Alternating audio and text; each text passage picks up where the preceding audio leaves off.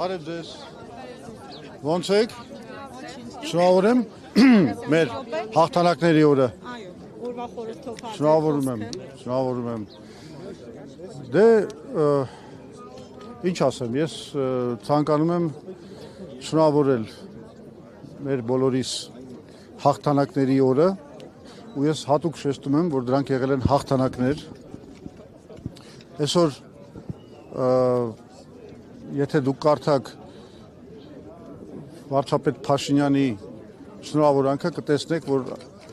այնտեղ չկա այլևս Արցախ բառը, բայց կա Ադրբեջան բառը եւ փաստորեն այս հաղթանակներից նա թողել է միայն հաղթանակը ֆաշիզմի նկատմամբ։ Շատ կարեւոր է։ Իհարկե ֆաշիզմի նկատմամբ հաղթանակը եւ մեր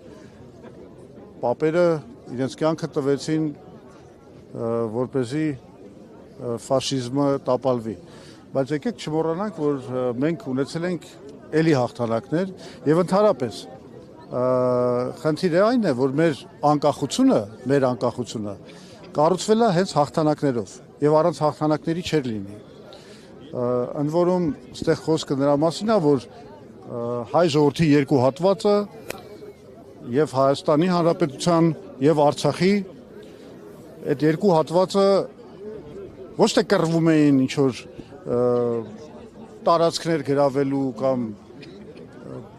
ինչ-որ Ադրբեջանի դեմ, մենք կռվում ենք մեր ազատության համար, մեր անկախության համար եւ մեր սեփական ճակատագիրը տնօրինելու իրավունքի համար։ Իսկ հեսա ավարտեմ ուղղակի ու իսկ այն ինչ որ կատարվեց, երբ որ մեզ ներքաշեցին 20 թվականներին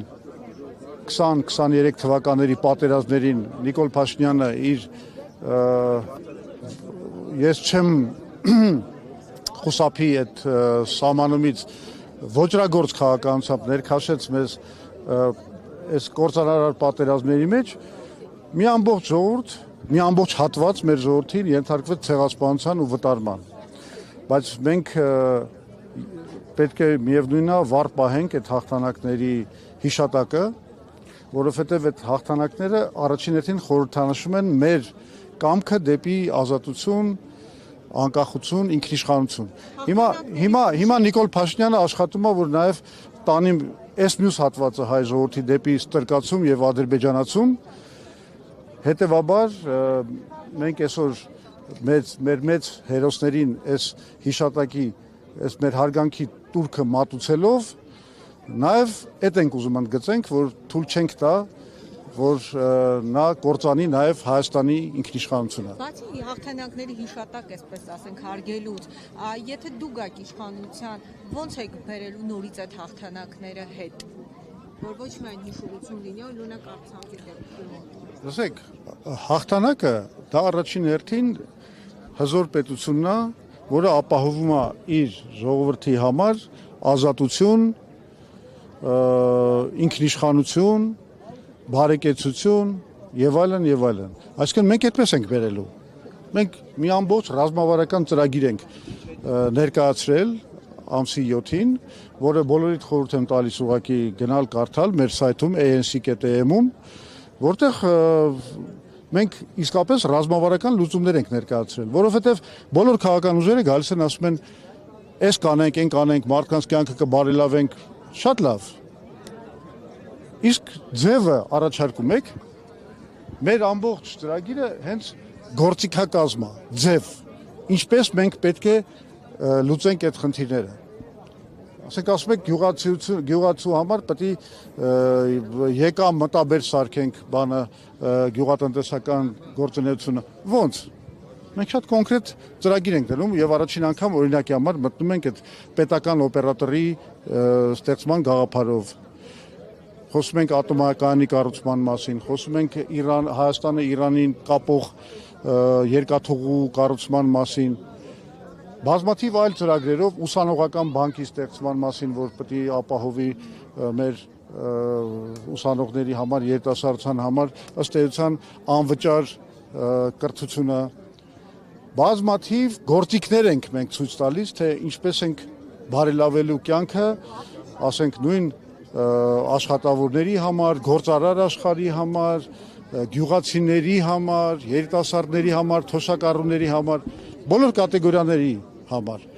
Էսա Եվ Նիկոլ Փաշինյանը ասում է Ղարաբաղյան շարժումը ճակատագրական է եւ Արցախը մերը չի, սա ուրացում է, ինչու է նման հայտարարություն։ Լսեք, Նիկոլ Փաշինյանը միշտ փորձում է այնպես ներկայացնել վերջին ժամանակաշրջանում, որ իբր մենք ինչ որ տարածքային նկարտումներ ենք ունեցել Ադրբեջանի նկատմամբ, ինչ որ, չգիտեմ, ագրեսիա են գործել եւ այլն եւ այլն։ Մենք ընդհանրապես պաշտպանել ենք Արցախի ժողովրդին ոչնչացումից ու վտարումից։ 90-ական թվականների ամբողջ այդ պայքարի իմաստը դա է եղել, որ մենք չթողենք, որ մարդկանց իրենց պատմական հողից քշեն, բնորանից, այո, քշեն։ Մենք այդ ենք արել, մենք ուրիշ բան չենք արել։ Իսկ Նիկոլ Փաշինյանը թողեց, ինչ որ էտապների խրախուսեց այդ նույն ոչնչացումը ու ցեղասպանությունը Արցախի ժողովրդի նկատմամբ։ Ինչ վերաբերվում է այն հանգամանքին, որ ինքը ասում է թակարդ էր, իսկ մենք հիմա բանը, թակարդ է տարել, իսկ մենք մեր պետությունը թակարդից հանեցինք, ես մի հատ պարզ հարց եմ ուզում ձեզ տամ։ 2008 թվին հիշում եք, որ Նիկոլ Փաշինյանը խանդավառ կերպով պաշտպանում էր առաջին նախագահը Լևոն Տեր-Պետրոսյանին։ Այն ժամանակ իրան համարում էր հաղթած նախագահ, գովաբանում էր նրա Ղարաբաղյան քաղաքականությունը, այսինքն հարցա չէ ցակում։ Հասել ենք 2026 թվական։ Ինչ է փոխվել, Նիկոլ։ Ինչ է փոխվել։ Հա, իր անկալումն է փոխվել։ Իսկ ես բացատրում եմ, իրականում ինչու է փոխվել այդ անկալումը, որովհետև 2008 թվականից հետո մի այսպեսի բան կատարվեց։ Նիկոլ Փաշինյանը դարձավ Հայաստանի ղեկավար եւ կործանեց, բարիս բուն իմաստով կործանեց Արցախը։ Կործանեց Հայաստանի ինքնիշխանությունը, արժանապատվությունը, 5000 կյանք տվեց։ Սա հետապնդելու է Նիկոլ Փաշինյանին մինչև գերեզման ու գերեզմանում էլ, որովհետև ինքը գիտի, որ ինքը պատասխանատու է հայ ժողովրդի առաջ, պատմության առաջ, այն ոճրագործությունների համար, որ ինքը կատարել է հայ ժողովրդի հանդեպ։ Ինքը դա գիտի, դա այդ ամենակարևոր բանն է, որ իրան քնել չի թողնում գիշերները։ Ինքը շատ լավ գիտի, որ այդ պատմական բանը մեղքը իր վրա է։ Հետևաբար ինքը պետք է գտնի ինչ որ ելք։ Ելքը հետևալն է, դու պետք է վարկաբեկես քո նախորդների ձեռք բերած հաղթանակները ու քո պարտությունը ներկայացնես որպես ինչ որ մի մեծ հաղթանակ, փրկություն եւ այլն եւ այլն։ Բայց իրականում այդ ամբողջը բլեֆ է, խաբեություն է, որովհետեւ ինքը անգամ չգիտի, այսքանից հետո, այս բոլոր ձախողումներից, ոճրագործություններից, այսքան կորուստներից հետո ինքը էլի չգիտի Հայաստանի ճանապարհը։ Այդ որ ասում է գնում ենք Եվրոպական միություն, Եվրոպական միությունը դրա մասին ըստ էության չգիտի, որտեղ Եվրոպական միության ընդհանրացման ծրագրում կա 9 երկիր, բայց դրանց ցանկի մեջ չի մտնում Հայաստանը։ Այսինքն Եվրոպական միությունը անգամ չի էլ պլանավորում, չի էլ մտածում նման գործընթացի մասին։ Բայց Նիկոլ Փաշինյանը փորձում է ցույց տալ, որ իբր մենք գնում ենք դեպի Եվրոմիություն, այդ դրոշը Եվրոմիություն բարձրացրել է, բայց մենք հո գիտենք այդ դրոշի տակ ինքը ուրիշ բան է թաքցնում, այստեղ միտեղ տենց թաքցնում է Ադրբեջանի դրոշը, որովհետև իրականում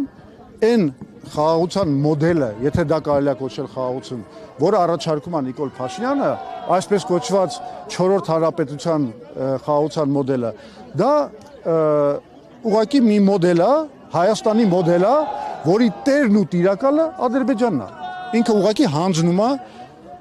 Հայաստանը Ադրբեջանի կառավարման։ Այդ որ ասում են մեկ-մեկ է, ասում են մենք ոչ թե Ռուսաստան ենք գնում, մենք գնում ենք Թուրքիա, այսինքն քննադատները ասում են, ինչա Ռուսաստանից ուզում եք պրծնեք, որ գնաք Թուրքիա։ Ես ասում եմ, շատ մեծ օպտիմիստ եք, Թուրքիա չեք գնում եք Ադրբեջան։ Շատ ավելի գավառական, շատ ավելի կոռումպացված, շատ ավելի ինչ ասեմ, ցածրորակ կառավարման տակ ենք մտնելու։ Էս է անում Նիկոլ Փաշինյանը։ Իդեպ կուզեի նաև, եթե հարմար է, խոսենք այս թեմայի մասին։ Ես կարծում եմ ամենամեծ վտանգը, այսօր տեսեք, մենք տոնում ենք մեր հաղթանակները պատերազմներում, այսօր Հայաստանի վրա կախված է նոր պատերազմի վտանգ։ Այդ պատերազմը դա բանն է Եվրոպական միության եւ Ռուսաստանի միջև, Ամերիկայի եւ Իրանի միջև պատերազմի տարածման, Հայաստանի վրա տարածման վտանգն է։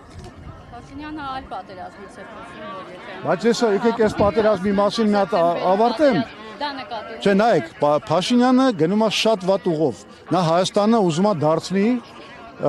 արևմտա արևելյան հակամարտության թաթերաբեմ։ Ինքը բռնել է շատ կոնկրետ կողմ, ըստ էության Հայաստան հրավիրում է հիբրիդային պատերազմ։ Այս է ամենամեծ վտանգն է, որովհետև մենք գիտենք ինչ է լինում այն երկրների հետ, որոնք հայտնվում են այդ վիճակում՝ Ուկրաինան, Մալին, Աֆրիկայի Սախելի մի քանի երկրներ եւ այլն եւ այլն։ Մենք այսօր Հայաստանը պետք է զերծ պահենք այս գլոբալ պատերազմի վտանգից։ Իսկ դրա ձևը միակն է։ Հայաստանը չպետք է ճամբարավորվի, պետք է չեզոքություն պահի, պետք է լավ հարաբերություններ հաստատի եւ Արևմուտքի, այսինքն Ամերիկայի, Եվրոպական միության եւ Ռուսաստանի հետ, եւ Իրանի հետ, եւ Չինաստանի, եւ Հնդկաստանի։ Ինքը կներեք, ինքը դա հերթական նիկոլական խաբեություն է, ոչ մի բալանսավորված քաղաքականություն ինքը չի վարում։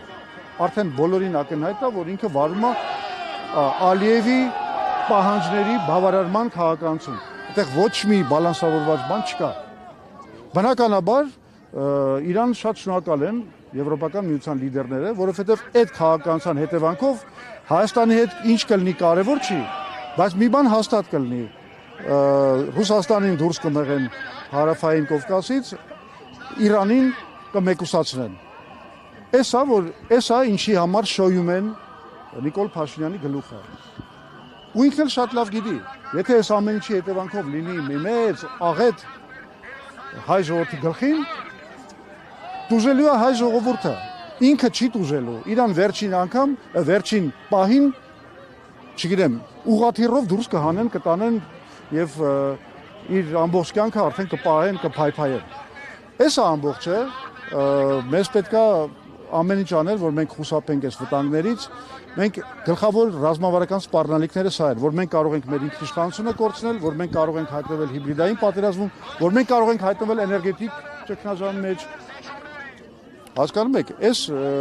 դրա շուրջա կառուցված մեր ծրագիրը, թե ինչպես մեր ժողովրդին մենք այս վերահաս վտանգներից փրկենք։